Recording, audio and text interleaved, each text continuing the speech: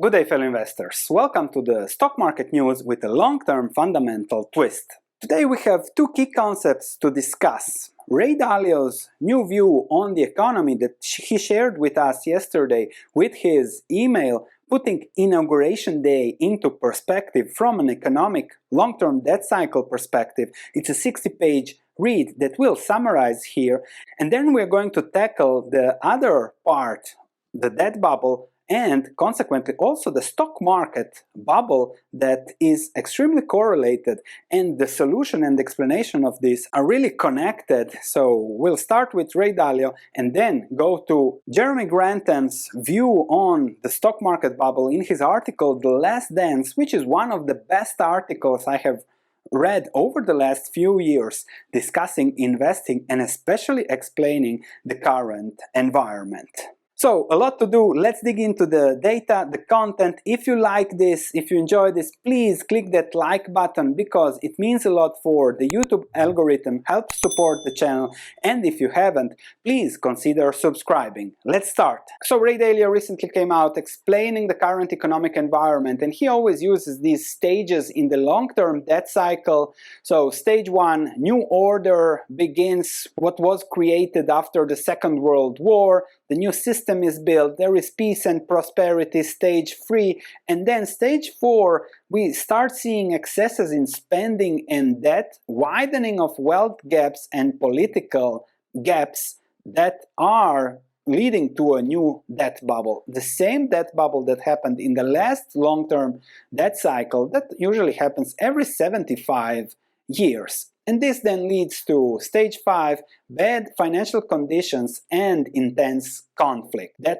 are solved by hopefully revolutions and not civil wars. I think 45% of these situations end in civil wars, but hopefully this time will be smarter. Also, when it comes to solving this problem, how are these problems solved? By printing more money. If you look at the monetary base, the crisis here, look at the increase of the monetary base over time, big jump there, then steady growth as the economy grew, and then huge big jump again as we had the financial crisis, and as we are now in a new crisis, again a hyperbolic increase in the monetary base and also in the Fed's balance sheet. Now, I might slightly disagree with Ray Dalio. He says that we are in stage 5, we are seeing widening of wealth gaps, we are seeing political conflict also in the United States, we have seen it over the last month, and we are in a tough economic situation.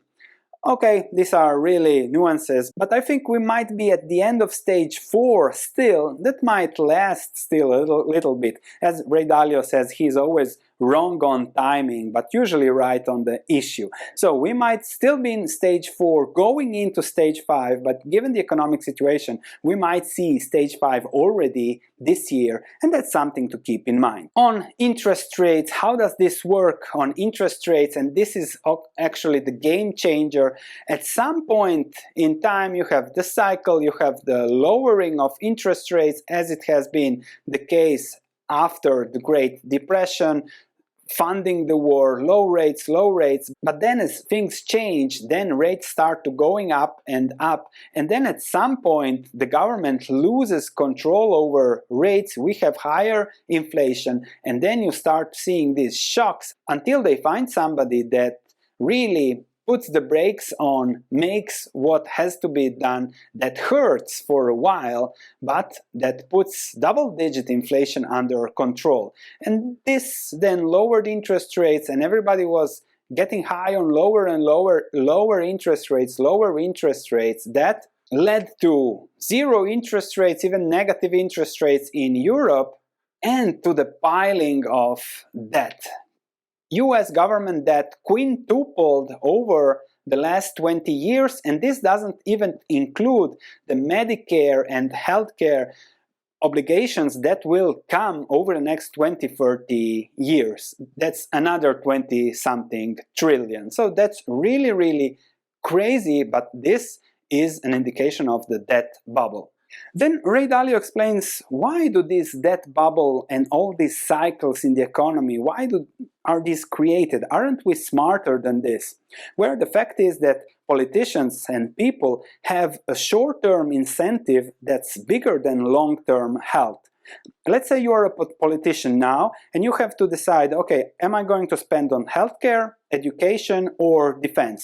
If I cut defense, all these guys working in the military won't be happy. So what can I do? Oh, I can print money, I have that power, and give more money to everyone. Interest rates are low, that doesn't cost anything, so let's just put on that printing machine and enjoy life. And this leads to the classic toxic mix. Everybody expects to be bailed out by the government, which creates huge moral hazard.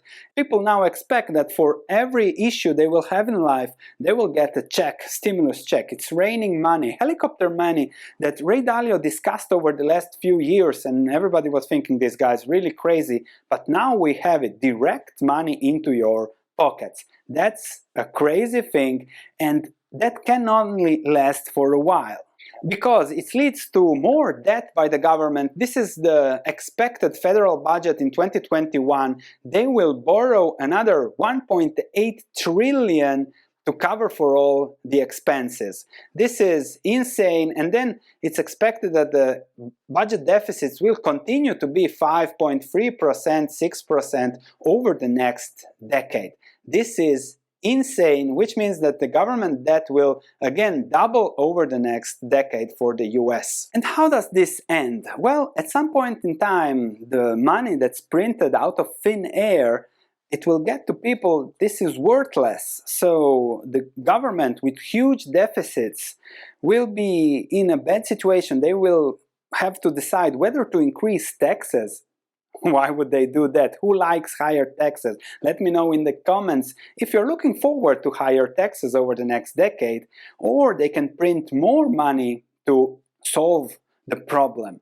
And when they start printing more, so putting gasoline to fire, how they say, well, you know how it ends. The epic debt bubble bursts. And Ray Dalio explains it really, really well is, for how long can the Fed government take deficits, for how long they can bend the system before it breaks, for how long they can bend the monetary system before it breaks, because higher deficits, interest rates at zero forever, at helicopter money, printing money, cannot last forever. It's bending the system, and then that's exactly what Ray Dalio says. It's bending, bending, bending, nobody cares, moral hazard, bending, and then boom, once it breaks, it's gone very, very quickly, and then you have big turmoils, then you have revolutions, civil wars, and who knows what. It's very interesting what Ray Dalio is saying. Let's hope we are just smart enough to cope with whatever will come in the future. Also, something very interesting, if money is printed, the key is, okay, what is this money used for? And in this case, we are not really doing good, because this money is used for stimulus, and we have Gary Vee intervening just for a second. If you have kids, close their ears. Well, people have been getting their money because the amount of stuff being bought on e-commerce last week is ludicrous as stimulus checks have hit, and I'm so fucking angry. Fuck, man. Like, literally, people get their $1,200 check or more, and they fucking spend it immediately. Fuck. It's almost like all my e-commerce friends are like, we're exploding this week. And I'm like, what the fuck? Literally, hundreds of them. And I'm like, holy shit, people are actually taking the stimulus check and buying dumb fucking shit. So as the money is spent wrongly, as we are seeing moral hazard, nobody cares, the government can increase the deficits forever, and low interest rates will be there forever. And that's the current paradigm everywhere, and there is no inflation, Sven. I already am seeing the hundreds of comments below. There is no inflation, Sven. It's deflation ahead. They can print as long as they will. And yes, that is the current paradigm until the paradigm shifts. And when the paradigm shifts, we'll see this exploding up, we'll see this exploding up, and there will be inflation. And the government will be okay with that. They will try to print, balance that, but inflation is just another hidden tax. They will give you money so that you feel good, but there will be inflation that will tax you over the long term, especially the savers, the pension funds, the bondholders. There is no free lunch in economy. Keep that in mind. There is no free lunch. And that unfortunately will be connected with the stock market. Because this printing at will is exactly what created the current financial stock market bubble. If we look at the long-term S&P 500, you see it stably going up, developing first bubble, dot-com bubble, going down, recovering, okay, then we had the financial crisis, and then everything after the financial crisis, everything was solved, and boom, the stock market exploded, making this look just like a short dip. Why did this happen? Why did the market explode like this? Because of this, of the huge increases in debt by the government, by the Fed's balance sheet, ECB, everybody's printing money like there is no tomorrow. This is what's creating huge financial bubbles in the system, because the market is up, 75% from March lows in less than 12 months, because there is so much money in the system. And this is a nice chart. So Goldman Sachs non-profitable technology index. So technology index of non-profitable companies, look at what happened. The index with a big basket of companies is up from down 20% in 5 years on average, is up, what is this, 80 to 380, that's almost 5 times in just 12 months. Non-profitable technology index. This is one bubble. And then if we look at what Seth Klarman says, he compares the current environment with frogs in boiling water. As the water is starting to boil, the frogs are happily swimming, but you know what happens next. And Klarman's conclusion is that so much money in the system and the printed has completely distorted the market's pricing mechanism. There is the Fed put, nobody cares about risk anymore, so prices can only go up. And it's also impossible to figure out whether the economy is doing good or bad. Actually, it's very bad, but we don't see it yet because of the stimulus. In the next 6 to 12 months, we'll start seeing, especially when COVID is gone, we'll start seeing the repercussions, we'll start seeing the reality, we'll start seeing the money printing, and then we'll start seeing maybe also the bubble popping. But perhaps the best stock market overview and explanation of the situation has been written January 5th by Jeremy, and I have made a lot of annotations, and I really want to go through the letter to share it with you because it's mind-blowing and you can get a lot of value from that. So let's start with this letter from GMO, Waiting for the Last Dance. So the long bull market since 2009 has finally matured into a fully fledged epic bubble, featuring extreme overvaluation, explosive price increases, frenzied issuance, and hysterically speculative investor behavior. I believe this event will be recorded as one of the great bubbles of financial history, right along with the South Sea bubble, 1929 and 2000. Here is a nice chart from Grantham from the South Sea bubble. Newton invests a bit, Newton exits happy, Newton friends gets rich, Newton re-enters with a lot, Newton exits broke. These great bubbles are where fortunes are made and lost, and where investors truly prove their mettle. For positioning a portfolio to avoid the worst pain of a major bubble breaking is likely the most difficult part. Every career incentive in the industry and every fault of individual human psychology will work toward sucking investors in. So don't be sucked into the bubble. But this bubble will burst in due time, no matter how hard the Fed tries to support it, with consequent damaging effects on the economy and on portfolios. Make no mistake, for the majority of investors today, this could very well be the most important event of your investing lives. Speaking as an old student and historian of markets, it's intellectually exciting and terrifying at the same time. It's a privilege to ride through a market like this one more time. And when it comes to investing, the one reality that you can never change is that a higher priced asset will produce a lower return than a lower priced asset. You can't have your cake and eat it. You can enjoy it now, or you can enjoy it steadily in the distant future, but not both. And the price we pay for having this market go higher and higher is a lower 10-year return from the peak. The real problem is in major bull markets that last for years. Long, slow-burning bull markets can spend many years above fair value and even 2, 3, or 4 years far above. These events can easily outlast the patience of most clients, and when price rises are very rapid, typically toward the end of the bull market, impatience is followed by anxiety and envy. As I like to say, there is nothing more supremely irritating than watching your neighbors get rich. And then on predicting, he came fairly close to calling the bull market peak in 2008, nailed the bear market low in 2009, but more luck.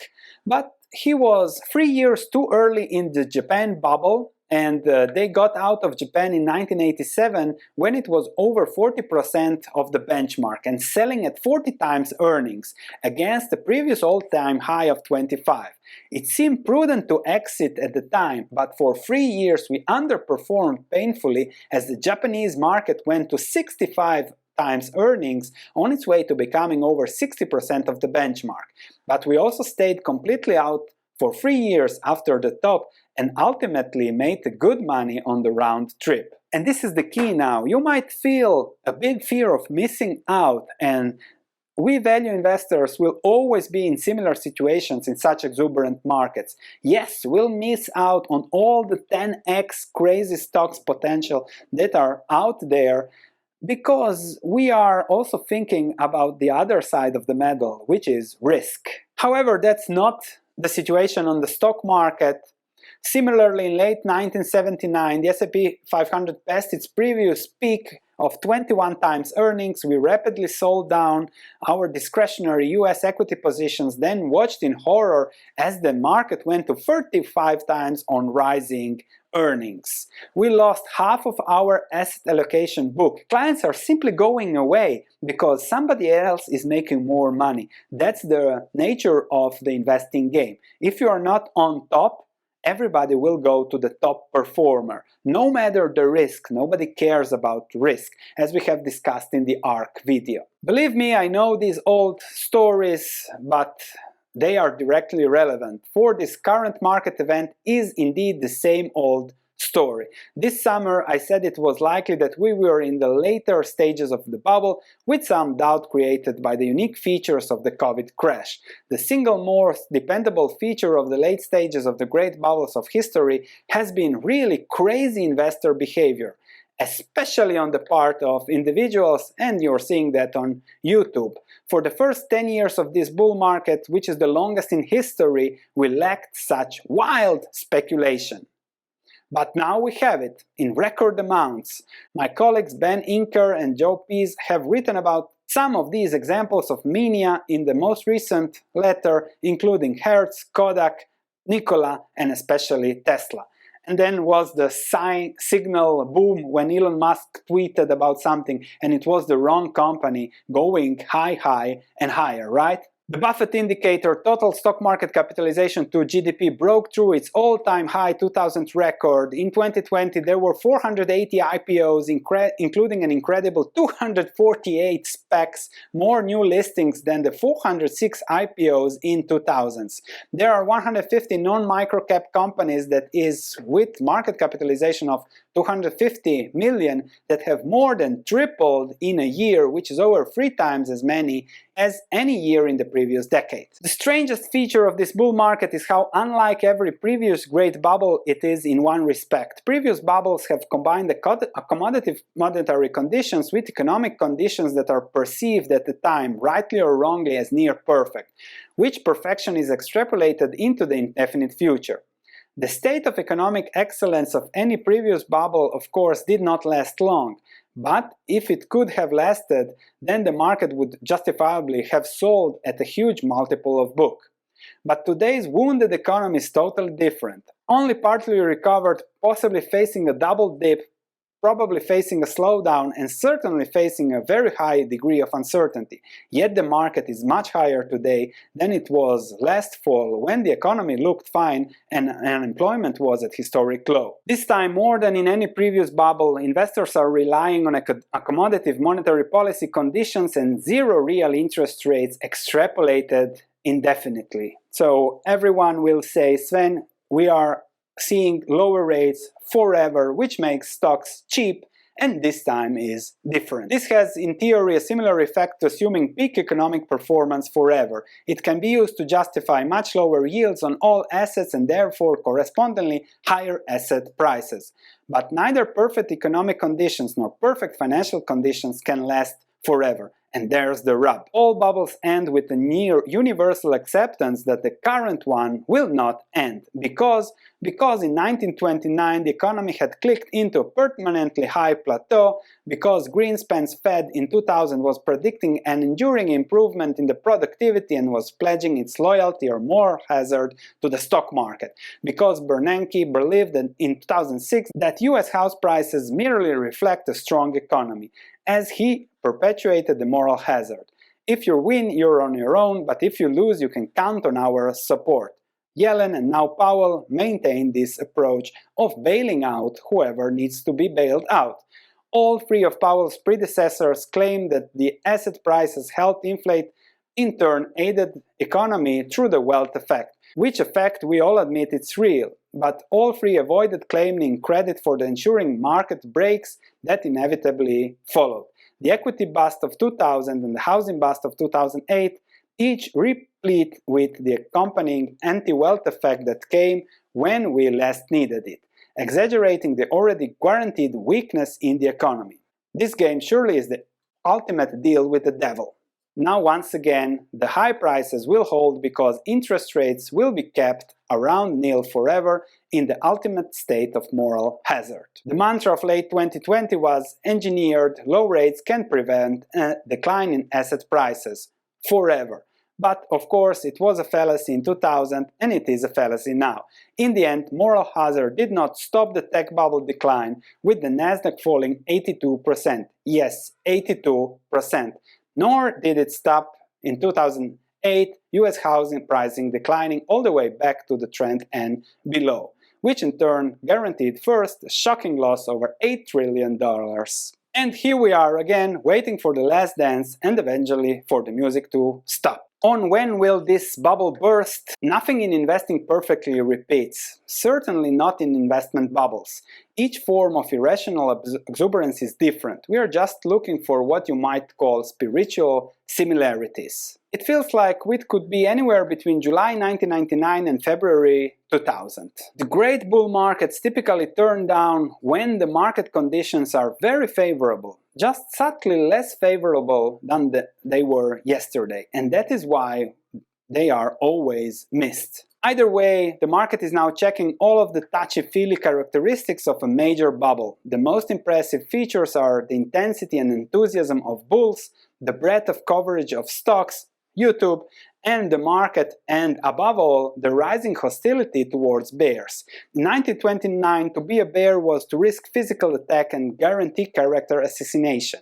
For us, 1999 was the only experience we had clients reacting as if we were deliberately and maliciously depriving them of gains. In comparison, 2008 was nothing. But in the last few months, the hostile tone has been rapidly ratcheting up. The irony for bears, though, is that it's exactly what we want to hear. It's a classic precursor of the ultimate break, together with stocks rising, not for their fundamentals, but simply because they are rising. Another more measurable feature of a late-stage bull, from the South Sea bubble to the tech bubble, has been an acceleration of the final leg, which in recent cases has been over 60% in the last 21 months to the peak, a rate well over twice the normal rate of bull market ascents. And there might be still more climbing to come, but it has already met this necessary test for a late-stage bubble. And this is really nice. It's a privilege as a market historian to experience a major stock bubble once again. Japan in 1989, the 2000 tech bubble, the 2008 housing and mortgage crisis, and now the current bubble. Those are the 4 most significant and gripping investments of my life. So here we are again. I expect once again for my bubble call to meet my modest definition of success. At some future date, whenever that may be, it will have paid for you to have ducked from midsummer of 2020. But few professionals or individual investors will have been able to have ducked. And this is because of the incentives. If I would be making 10x videos and cannabis stocks and crypto and whatever the trend all the other channels are going in, my channel would be much bigger because I would be playing on the trends. The same is in asset management. You see all these Bitcoin, JP Morgan, Stanley entering into these cryptocurrencies of whatever because they are just playing the game as long as it goes and servicing the needs of the client. Discussing what to do, as often happens at bubbly peaks like 1929, 2000, and the Nifty 50 of 1972, a second-tier bubble in the company of champions, today's market features extreme disparities in value by asset class, sector, and company. Those at the very cheap and include traditional value stocks all over the world relative to growth stocks. Value stocks have had their worst ever relative decade ending December 2019, followed by the worst ever year in 2020, with spreads between growth and value performance averaging between 20 and 30 percentage points for the single year.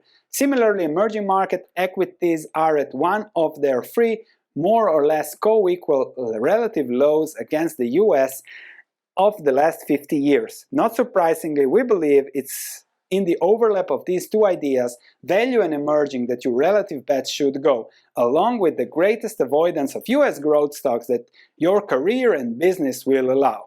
So, of course, if I go away from US growth stocks, I can say goodbye to 50% of my YouTube subscriber, right? Because everything is in US growth stocks. However, if you are a part of that half, please let me entertain you with what I'll be doing the next months. Here is the iShares Emerging Markets ETF, and as they say, there are pockets of value there.